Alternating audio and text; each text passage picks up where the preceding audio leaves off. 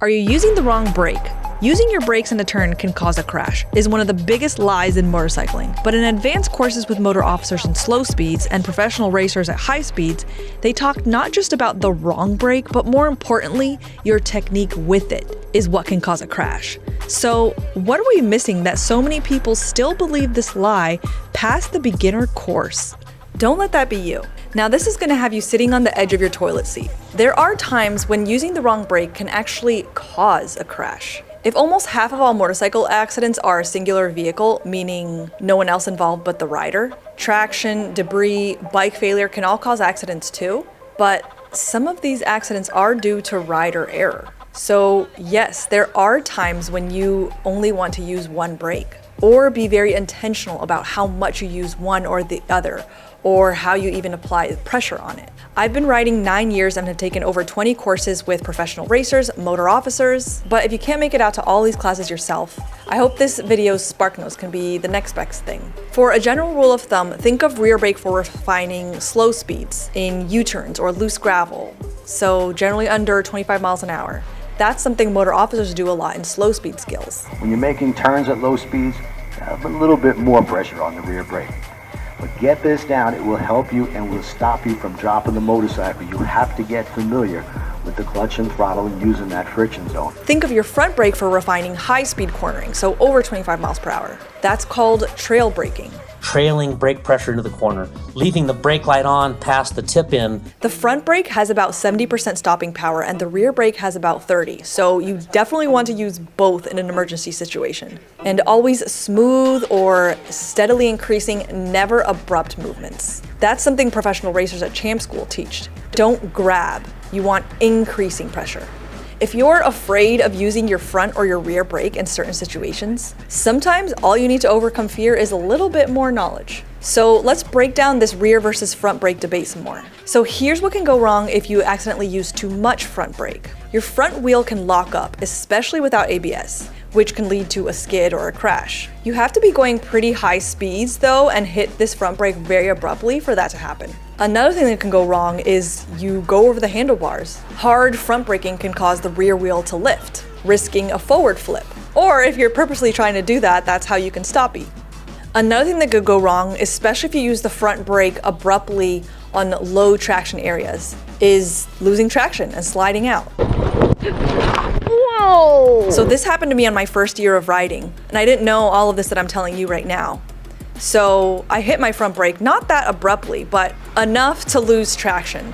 So now I know that if I'm on street tires and I'm pulling over on gravel, I want to be very careful with that front brake. And if I'm already going like 3 miles an hour and I'm just pulling over, maybe I'm just going to use the rear brake. Using too much front brake in high-speed cornering can cause the bike to stand up or for you to run wide or slide out. I was in an accident recently, first one on the road in 9 years of riding. First one that sent me to the hospital, which is why I'm filming in my garage and not on a road trip on a beautiful spring day. I can't share much about it just yet, but what I can share is how the right or wrong brake could have caused or even prevented my accident. But more on that in a minute. First, all this talk of accidents, I need to show you something. This is the gear that I was wearing when I went down. So some armored gloves. I went down at 61 miles an hour, slid for a few seconds. You see it got a little bit ripped up, and also here. My arms were pretty much okay, except I got a little bit of a cut on my palm, which is mostly healed now. I don't think you can even see it anymore. I did most of my sliding on the lower half of my body. Landed on my knee. Luckily I had on D30 knee armor. You can see the impact zones happened exactly where I had armor. And these were the exact glasses I was wearing when I went down. So I already know of at least 2 people who've gotten in accidents while wearing glasses. One of these ladies, a piece of glass got lodged in her skull and the other one in her eye. It's not enough to just have the right gear. You also want to keep in mind other accessories on you that are rider friendly. I've been wearing this specific brand for years.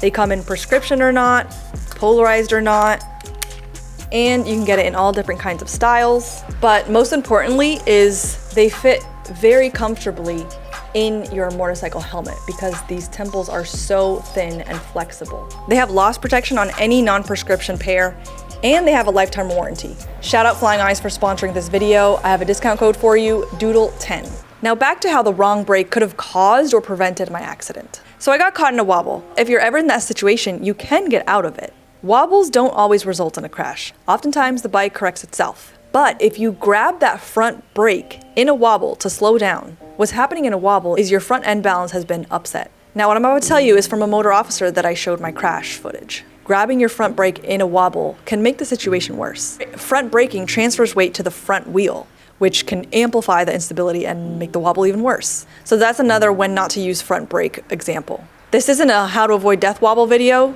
Stay tuned for later this year. If you want that, check out one of these videos from certified instructors. So before we talk about what can go wrong when you use the rear brake incorrectly, how do you use that front brake properly? What you'll learn at track days or champ school from professional racers is you want to do most of your braking while your bike is upright, before the corner. Notice how I said most, not all. When I rode on the back of King of the Baggers Kyle Wyman at champ school and professional racers coach Ken Hill, I was shocked at how hard they hit those brakes before the curve and how slow they were going in that turn and still feathering that front brake. Now keep in mind this is a YouTube video and not a replacement for any track day or course you can do. This is stuff you ideally want to practice in a course setting with an instructor, but if you can't get to all those track days or you want something a little more budget friendly, Champ School, that course taught by professional racers, they have an online curriculum and they get into a whole bunch of this information and more.